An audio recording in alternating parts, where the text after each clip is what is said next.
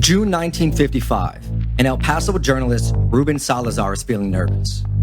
He's standing outside a big yellow house in one of Ciudad Juarez's roughest neighborhoods.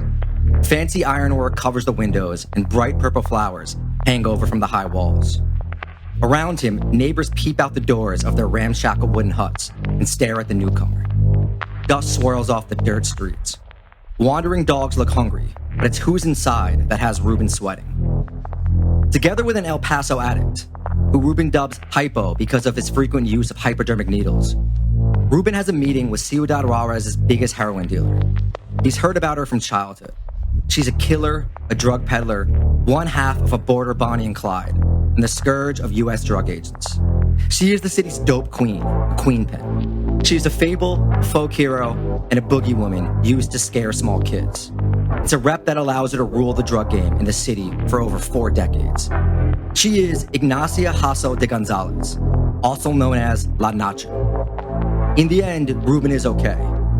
Hypo knocks on the door and waves a $5 note. La Nacha opens the door and lets them in. At first, Ruben is underwhelmed. Broad-shouldered, overweight, dark-skinned, and with the faint pockmarks of a childhood chickenpox, La Nacha looks like 1,000 middle-aged women who made Ciudad Juarez their home.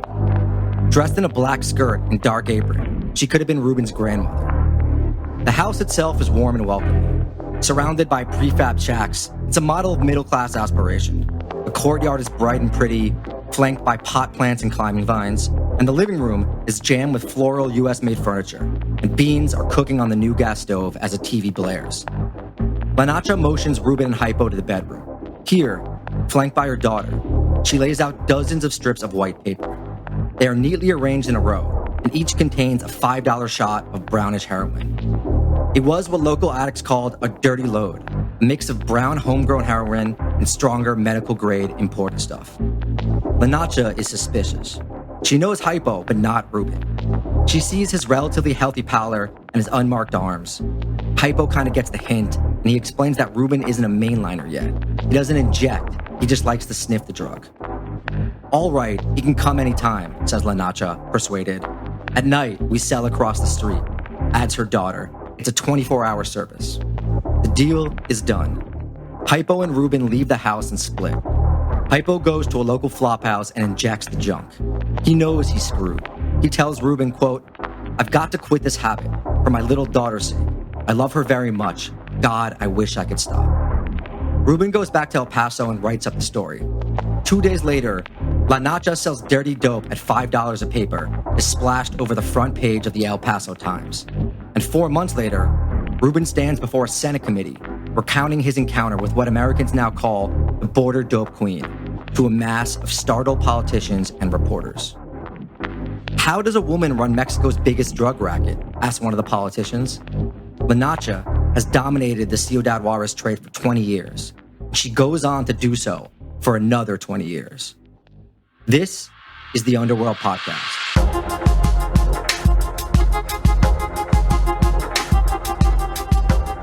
Welcome back to the Underworld Podcast. I am your host, as always, Danny Gold.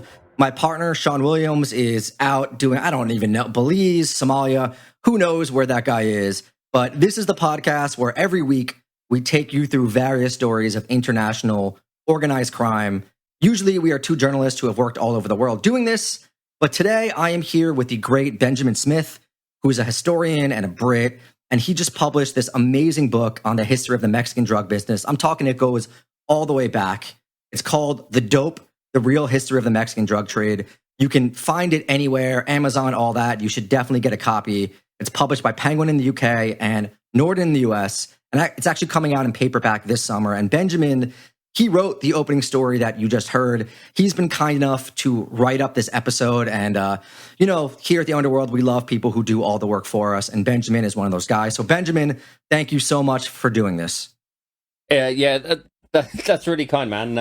It's a bit of an honor to be on the show. I've been down in Mexico for the last month and trying to kind of keep myself fit, running up the mountains, and been listening to the podcast the whole time. So I'm loving the stories and also the kind of crazy geographical reach. So you go from like Burma to Philly, Belize to Afghanistan. I've never really heard anything like it. So, thanks for doing the podcast, really. Yeah, and thanks for being a part of it. I think there's a couple stories when I was reading your book that stuck out to me as stuff that we should definitely do episodes on that I hadn't heard before at all, which I think is rare in covering the drug war and the history of drugs in Mexico and the game and all that. And you definitely found those stories, and I think La Nacha is a great one. So thank you for bringing that to the episode. And also, I'm kind of interested too, just a little bit of background. You're a Brit. You're kind of far from home. There's so many Brits I know that do the drug trade, not just in Mexico, but all over. We've obviously had Toby Muse on the podcast before, who's been in Colombia forever, and Yoan Grillo, Duncan Tucker, the late, great Joe Tuckman, a bunch of others. Why are there so many Brits that are into this subject? It's a really good question, one I kind of ask myself sometimes. I'm pretty close to Yoan, and I think Toby and I share a publisher, so kind of got into contact. So I think it's kind of a question a bit like the drug trade of kind of timing and money. So loads of British journalists, a bit like me, came to Mexico in the late 90s and early 2000s. Most of us came to the country basically because of positive stories, right? We were obsessed by democratization and pretty cool art and great drink and social movements and indigenous guerrilla groups like the Zapatistas. So the better journalists like Yoan or like Joe Tuckman or like Nina Lakhani, they stayed. I managed to get sacked within about 2 weeks of getting to Mexico. Nice. And those who can do, those who don't, go and study a PhD.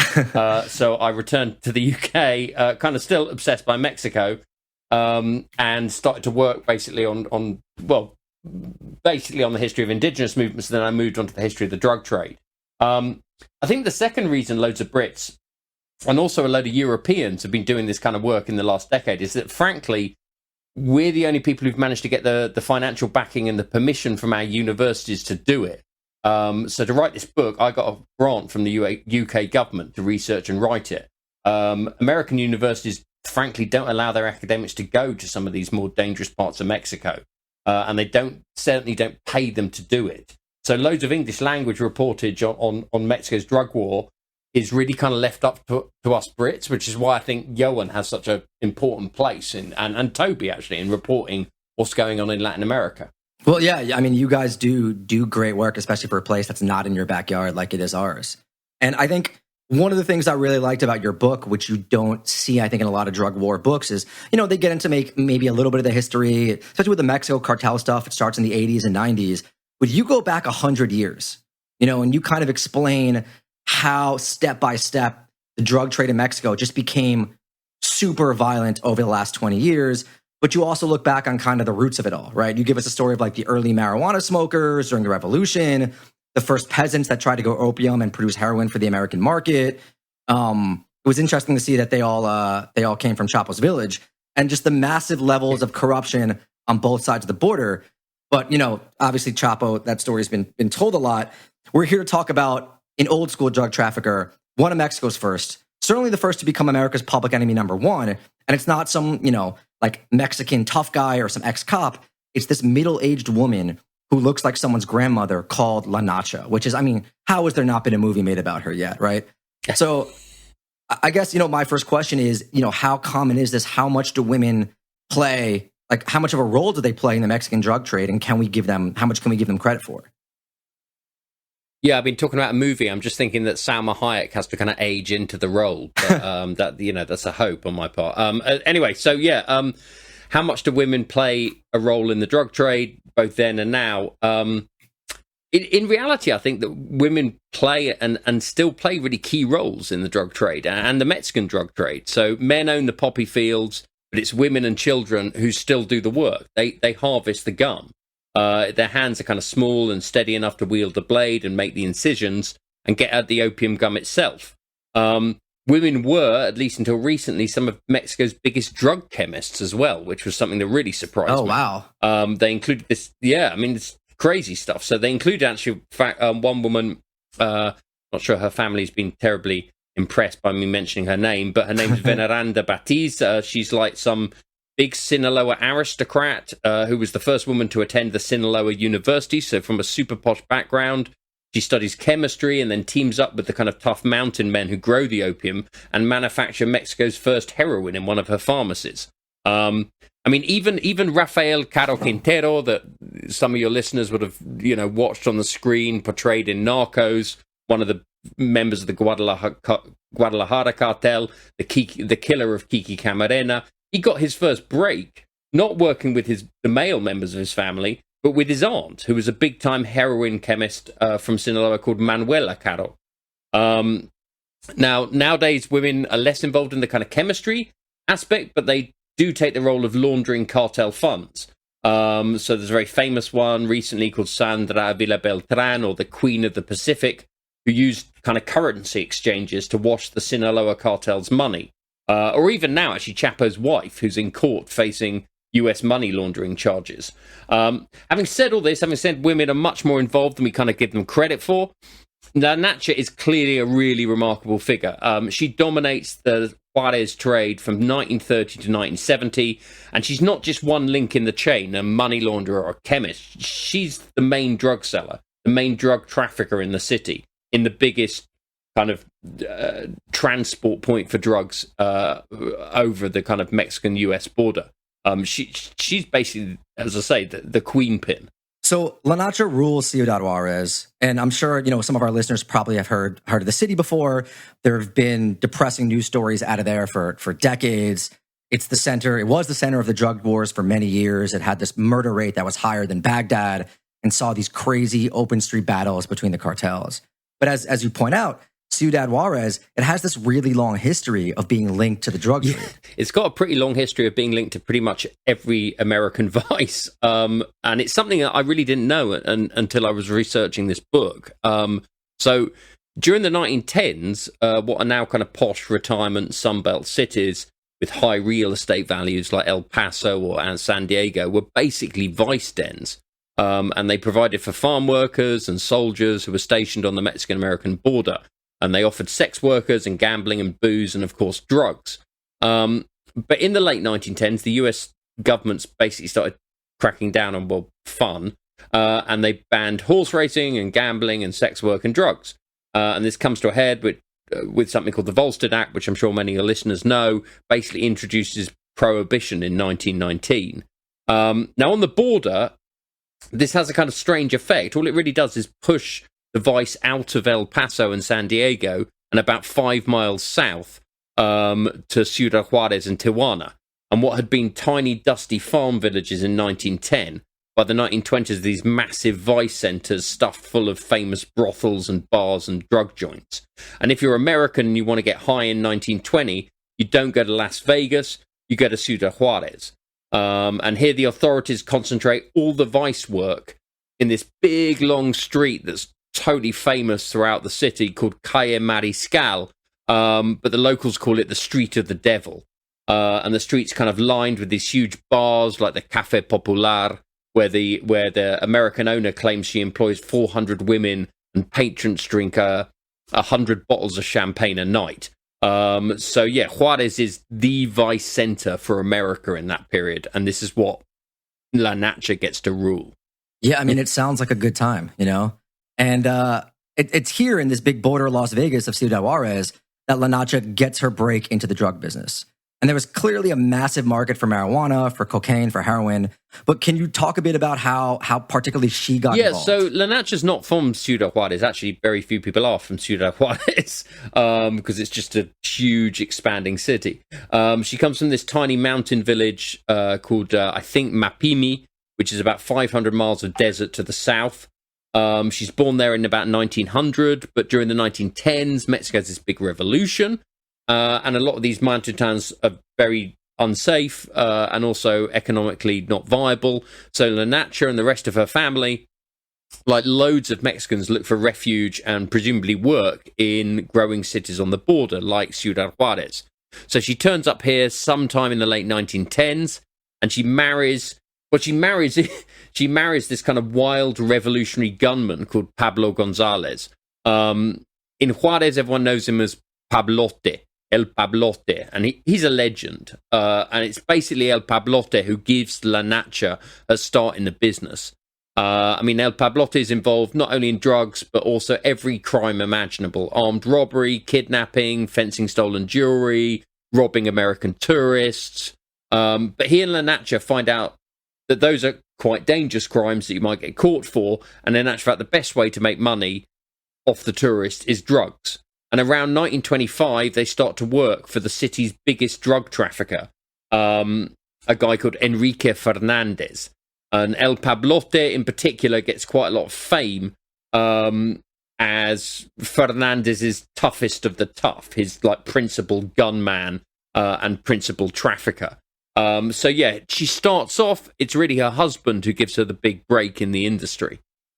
So those of you who want to make the movie right now, the book is called The Dope. Benjamin Smith, look it up. Buy the rights, because I'm ready to watch this. Right, I'll watch 3 seasons right now, or 95 minutes, whatever it's best served. So El Pablote and La Nacha, they're this, as you said, a kind of border Bonnie and Clyde in Mexico.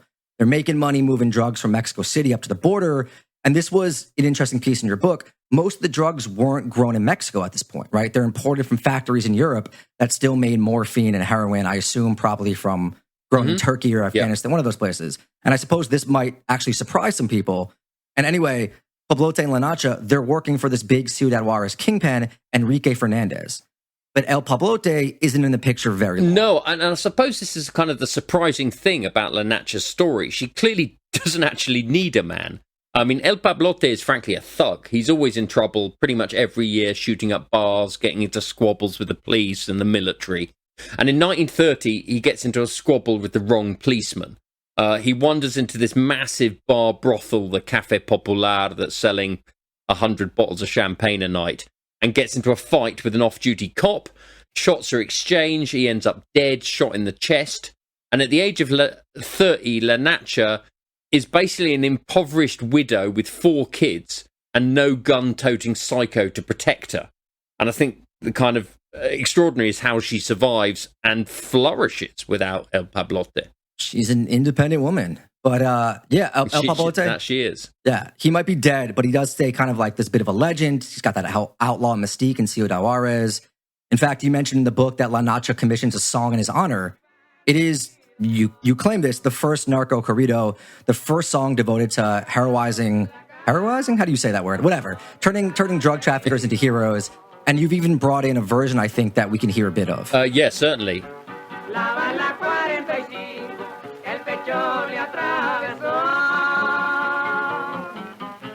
You can really imagine like this mariachi band playing this in the bars just a few days after his death, and his mates just drunkenly singing along. So the bit we heard, what does it say? So it's a kind of strange song, though it's pretty clear that the Nacha commissioned the song. The composer is clearly not a big fan of El Pablote. And he says here that just 10 months earlier, El Pablote had killed another policeman. And this time, when he was shot by another policeman, he was getting his just desserts, which I suppose is, well, pretty ballsy, given his wife has paid you to write the song. But I also think it shows you that many people think that without Pablote backing her, La Nacha's finished, right? She's Bonnie without Clyde. She basically has no backup now. And I think it's shown in the lyrics of the song. But as we covered, this is not the case. And as you made clear, her drug business actually went from strength to strength. It just keeps growing. And she does better without El Pablote than she did with him.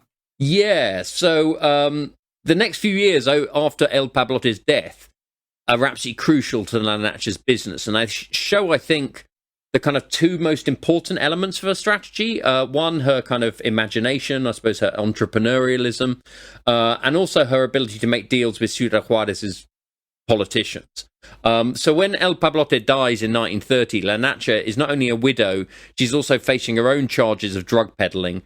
And she does a bit of time in the city jail, and she comes to a pretty clear realization. Drug sales to street addicts are really problematic because street addicts are unreliable. They drift from place to place. They've got limited brand loyalty. They can buy from anyone. And they just get drugs where they're cheapest. In Juarez, then, the Americans are kind of the worst street addicts. They get caught and they snitch on you to the cops and then run away to the United States before you can stop them. Now, that's why she's in jail. And an American addict had actually snitched on her. So she basically changes tactic completely. Instead of selling, she realizes that the best place to sell drugs isn't on the street to street addicts, but to Ciudad Juarez's prison population. It's literally a kind of captive market, and it's a growing one. Weeks rarely pass without a barroom brawl or a mass roundup of drunks and drug addicts. So as soon as she gets out, she makes contact with the two women who sold food inside the jail, and she pays them to hide marijuana and morphine and heroin in their piles of tacos and sweets and fruit. And they then bring them into the jail and sell them to the prisoners. Beyond the raw drugs, they also sell, and this kind of amazed me, it seems such a complete deal. She sells them needles, foil paper, eyedroppers to add water to the heated heroin, and even short knives to slide the heroin onto foil paper. It's kind of an all-in-one service. So that's what La Nacha is offering. So within a year, La Nacha then has firmed up this new market, and it's much more secure than her last one. But she's still got one problem. She has a rival for domination for the Ciudad Juarez trade, and that's her old boss, or El Pablote's boss, the king of morphine, Enrique Fernandez, this kind of Ciudad Juarez kingpin. He had actually gone upscale by that time, moved into managing the city's two biggest casinos, brought up shops and bars and even a silver mine. But he's still involved in the drug business. And this, I suppose, where her political acumen comes in. And I don't want to get too much into the weeds here, but basically Fernandez and La Nacha are the biggest drug dealers in Juarez, but it's the politicians who really run the trade, not dissimilar to now. They decide who gets sold and who sells and who gets caught out. And they demand protection money to make sure you don't go to jail. And in 1932, this new group of politicians come to power in Juarez. They're called the Quevedos. There's a guy called Rodrigo Quevedo, who's elected governor of the state of Chihuahua. His brother Jesus is elected mayor of Ciudad Juarez, and Jose is made the Juarez tax collector, or basically the man who collects the protection money from the drug dealers. Now, in 1933, they fall out with Fernandez, either because he doesn't pay them enough or because they see him as a rival. Anyway, they send a hit squad of policemen against him. They close his casinos. They burn down his bar. And they start to also whack his drug sellers. And they dump the bodies in this famous unmarked graveyard outside the city called La Piedrada, the stony place. His drug traffickers were not only shot, they'd also had their fingers and toes removed. It was actually, this 1933 massacre is, to my knowledge, the first real drug massacre. And it's not ordered by cartels, it's ordered by the government.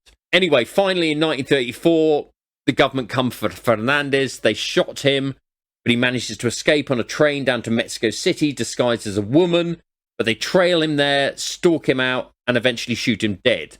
And without Fernandez, the Quevedo brothers, in charge of the whole area of Ciudad Juarez, they look for a new leader to run the city's drug business, and they settle on La Nacha. So in 1934, 4 years after the death of her husband and her imprisonment, she's gone from being a poverty-stricken, defenseless widow to become the biggest head of the border city's drug market. So it's a pretty extraordinary kind of story of return, revenge, story of success, really. Yeah, I mean, it's an amazing story. And if anyone's interested, you actually have a whole chapter in the book about Fernandez, his drug business, his obsession with building schools, and the crazy chase that ends in his demise. But anyway, we want to talk about his successor, La Nacha.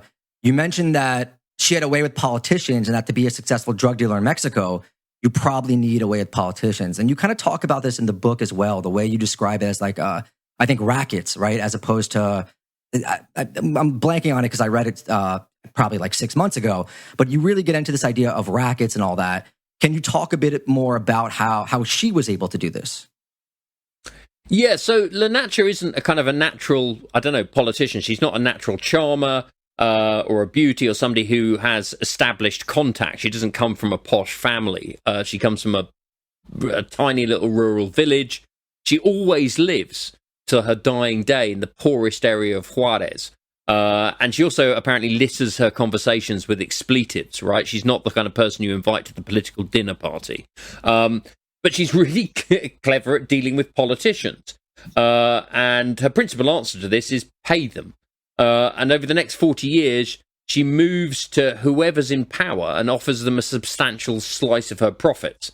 She doesn't really care who, right? It could be the local mayor or the local police chief or the governor of Chihuahua. In the 1950s, we know she was paying, for example, the governor between $5,000 and $7,000 a week to go about her business. So she knows who to pay off. So a lot of drug dealers, no doubt, do this kind of thing. But where Nacha goes beyond most is her knowledge actually of the law. Now, whether she learns this in the 1920s when El Pablotti and her are in and out of prison, or whether she had a kind of helpful lawyer, I just don't know where she picks this up. But La Nacha was an absolute master of manipulating Mexico's legal system. And in particular, and again, I don't want to go too much into the weeds, but she's a master of something that's in Spanish called the amparo.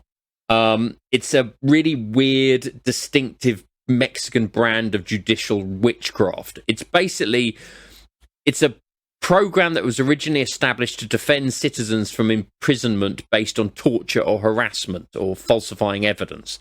But by the 1930s, it's become the method for criminals to escape prosecution. Now, it takes money and it takes contacts to get an amparo, but if you've got the right lawyer and you can bribe the right judge and offer the right amount of money and make the right accusations, you can get an amparo and you can basically get out of jail. And La Nacha is just amazing at getting these. Every time she's put in jail, and she's put in there fairly frequently, she manages to get an amparo and get out within just a few months. So she gets one, and I think I counted one in 1938, 1942, 1947, and 1953. Her daughter gets one as well. Both her sons get one in 1956 when they're hauled in for money laundering. In fact, her manipulation of the legal system is so complete that by the 1950s, she's acquired some kind of super amparo. It basically states that the authorities are harassing her, so arresting her for drug offences is essentially breaking the law. So it's a kind of a very literal get out of jail free card. And she carries it around wherever she goes. And the Americans are furious about this, that they can't put her in jail. She's it was a physical card, actually? Yeah, it was a letter she carries around with her. Yeah, it's amazing. And I imagine a lot of drug traffickers right now wish that these kind of laws still existed. Yeah. I suspect they kind of still do. The amparo's still in the legal system. And I mean, over the last, decade or so, about 150 kingpins have been captured in Mexico, and about 100 of them have already been released from prison. Many of them, I suspect, using these amparos. So yeah, these things still exist. But yeah, so La Nacha, she's a political player. She knows who to bribe, how much to bribe them. She's also a businesswoman, as you said, like an entrepreneur. So, what were some of the innovations that she brought to the Ciudad Juarez drug trade? I imagine this is part of the reason she survived and flourished for so long. Yeah, I think so. I mean, she's really, really astute as a businesswoman, and she's clearly not proud, right? As shown by the fact that she still lives in this kind of fairly rough area of Juarez. She's happy to move from trafficking drugs over the border to selling drugs on the street to wholesaling the stuff back to trafficking, basically depending where the opportunities were. She never wants to sit in some grand palatial estate far from the action. She always meets the addicts, as she does with the journalist Ruben Salazar. She finds out what they want, and she meets their needs. One of her key innovations, for example, is basically Ciudad Juarez's first shooting galleries, or what locals have their own name for. They call them picaderos. So in the 1940s, loads of soldiers from Fort Bliss are going to Juarez for the weekend, visiting the bars and brothels and getting high. The American authorities are getting really worried. Thousands of soldiers are catching syphilis and loads are overdosing or getting involved in bar fights. So they put pressure on the Ciudad Juarez to close down the red light district. Close down this big street called Calle Mariscal, the Street of the Devil. Now, in basically a single move, this crushes La Nacha's market. But La Nacha's not fazed. Within a year, she pays various friends, mostly widows and single mothers like her, to rent out the front part of their houses as effective shooting galleries. Soldiers arrive, they pay for a shot of morphine or heroin, and they pay a little extra if they want to get injected, and they rest there until they can move again. Now, these picaderos were off the main drag, so they're much less easy for the police to locate. They're spread all over the city, and they move every month or so. So the authorities can't track them. So it's kind of brilliant business decision. She created a kind of eBay drug market where loads of Juarez citizens were getting a cut of drug money, but she was keeping the most. Yeah, I mean, it's brilliant. And you kind of see these innovations, I feel like, every few years in the drug game of how to change things and how to stay out of trouble. And that's kind of what I want to round back to a bit, because you mentioned in the beginning that she was this American public enemy. You know, she wasn't just a Ciudad Juarez or a Mexican phenomenon.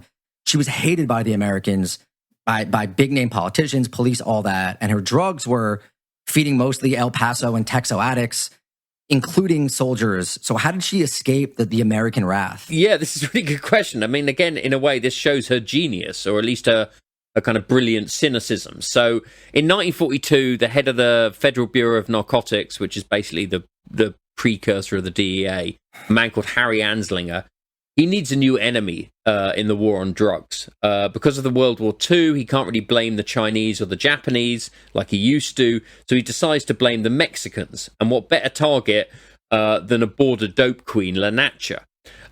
So the first thing he does is he sends a couple of drug agents down there, and they completely illegally, as far as I can make out, claim they're working for the American government and they want to buy legal morphine to treat injured soldiers. But Lanacha's smart. She doesn't buy this. She arranged a deal with them, but then backs out at the last moment and sends a couple of her workers over the border with the drugs, and she refuses to go herself. So Anslinger's kind of thwarted, and he gets even more angry, and this time he puts enough pressure on the Mexican authorities to act, and they raid La Nacha's house, they plant a few drugs, they lock her up. This is 1942. Anslinger then demands the president of Mexico either extradite her to the US, or at the very least send her to this feared Mexican prison island of called Las Islas Marias. But again, here, La Nacha's kind of a genius. She does something really, really smart. She not only understood Mexicans clearly, she understood Americans, and she understood one of the American weaknesses, or at least one of their blind spots, is evangelical Christianity. So she goes to jail, and she gets a group of a few evangelicals from Juarez to testify on her behalf, and they declare she's now, and I quote from them, a religious woman who tries through all means possible to do good to the persons that need her. Yes, some time ago she lived a sinful life, but now her customs and feelings have changed completely. She even completes this look. She invites journalists into the prison, and they see her reformed lifestyle, and she gives them a quote. She says, "I accepted Christ after I heard the Bible message. I've also found through reading the scripture a consolation and a peace of mind hard to describe." So basically, she becomes the kind of matron for the female wing of the jail. She arranges for an evangelical preacher to come in and preach to the place every Friday. Now, not only is this scheme quite funny, it kind of works. She got evangelical churches on both sides of the border to basically make her a prisoner of conscience and demand her release. And the American authorities actually take note. Demands for the extradition completely disappear. She gets to stay in the local Juarez jail rather than to be sent to the prison island.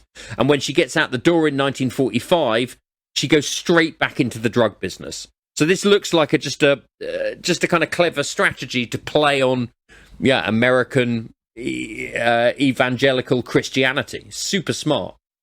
Yeah, I mean, it reminds me of the stories that we've done on the evangelical churches in El Salvador, the gangs there, MS-13 and 18th Street, where it's kind of like the only way out. It's all, I guess history is a flat circle and all that. But it is. You mentioned La Nacha runs her drug business for 40 years, which is an insane amount for someone to be on top. What eventually brings her reign to an end? So, during the 1970s, the federal cops in Mexico attempt to kind of take over control of the market, and they certainly kill members of La Nacha's family, including her grandson is a guy called El Arabe, who the federal cops kill and basically give his business to one of their chosen drug traffickers. But Nacha survives even this. And it's only really her death that knocks her out of the business. And she dies at the grand old age of 82 in 1982. She still lives in exactly the same middle-class house in this rough part of Juarez. Her children and the grandchildren who survive have all set up their own businesses by then. And she dies peacefully, like kind of every drug trafficker dreams. She goes out in her sleep. Yeah, I mean, we need the movie, or we need 4 seasons or something along those. I mean, also just these old school characters, man. And your book, again, that's The Dope by Benjamin Smith. It's chock full of these stories, just these border outlaws, when it's kind of, obviously it's drug trafficking. It's not a nice business, but it's not, and people get killed, but it's not like now, right? Where there's this insane level of brutality. There's almost a sort of romanticism there with these border outlaws in these lawless areas in like the 30s and 40s, it's I don't know. I think it needs a TV series for sure.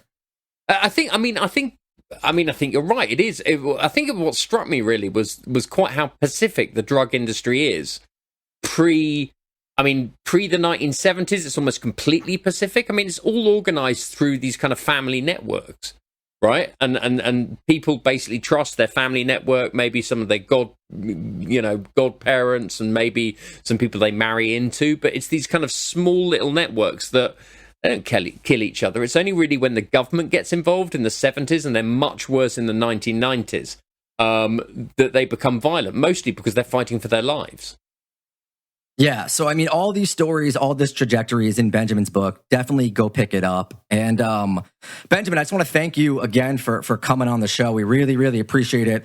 We also have a bunch of other, interviews with journalists that do this kind of stuff on the Patreon, patreon.com/Underworld podcast for $5 a month. Get a whole slew of new content and interviews with journalists like Benjamin. But yeah, man, the book is excellent. And thanks again for basically writing this entire episode and coming on the show. No, man, it was a lot of fun. I really appreciate it. Thanks a lot, and keep doing the good work. Awesome. So until next week, thanks again, everyone, for tuning in.